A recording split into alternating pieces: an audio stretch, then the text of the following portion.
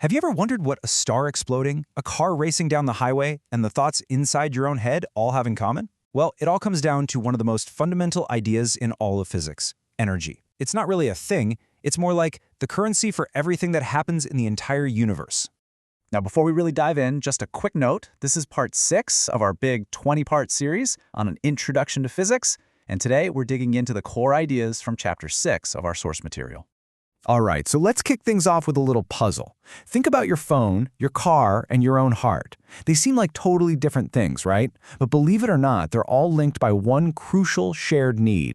And the answer is actually really simple. They all need something to make them go. A little push, a spark, some fuel, something has to get them started and keep them working. And in physics, that something has a very specific name. That something is energy. Now, the official definition is the capacity to do work or cause change, but I love the simpler way of thinking about it. It's what makes things happen, period. It's what cooks your dinner, moves your feet, and powers the sun. Now, you might think that something so important must have all sorts of complicated rules, but that's the beautiful thing. Physics has just one single, absolutely unbreakable, non-negotiable rule about energy. And this is it. This might be the single most important law in all of physics. Energy is never created from nothing. It only transforms from one form to another. Just let that sink in. You can't make it. You can't destroy it. All you can ever do is watch it change its disguise. And I'm not exaggerating here. This isn't just a clever saying.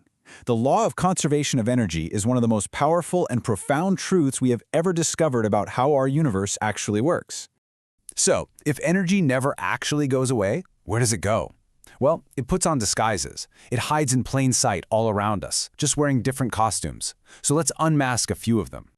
Energy has a lot of different looks. We're going to focus on the 5 big ones you see every day: kinetic, potential, thermal, electrical, and radiant. They might seem completely different, but just remember that unbreakable rule. Underneath the costume, they are all the exact same stuff. First up, we have the most obvious disguise: kinetic energy. This is simply the energy of motion. Anything that's moving, from a person running to a planet orbiting the sun, has kinetic energy. Next is potential energy. Think of this as energy on standby. It's all stored up, just waiting for the right moment to do something. A boulder at the top of a hill or the chemical energy in a battery are perfect examples. Then we have thermal energy, which, we all just call heat. It's really just the energy from all the tiny particles that make up an object vibrating and jiggling around. And of course, there's electrical energy. This is the flow of electric charge, those tiny little electrons moving through a wire. This is the energy that, let's be honest, powers our entire modern world. And finally, we have radiant energy. This is energy that travels in waves. The light from our sun is the perfect example, traveling 93 million miles through empty space to deliver the energy that powers pretty much all life on Earth. Okay, so we've met the whole cast of characters, but the real magic, the really cool part, happens when they start changing costumes. This is where we see that unbreakable rule in action, the Great Transformation.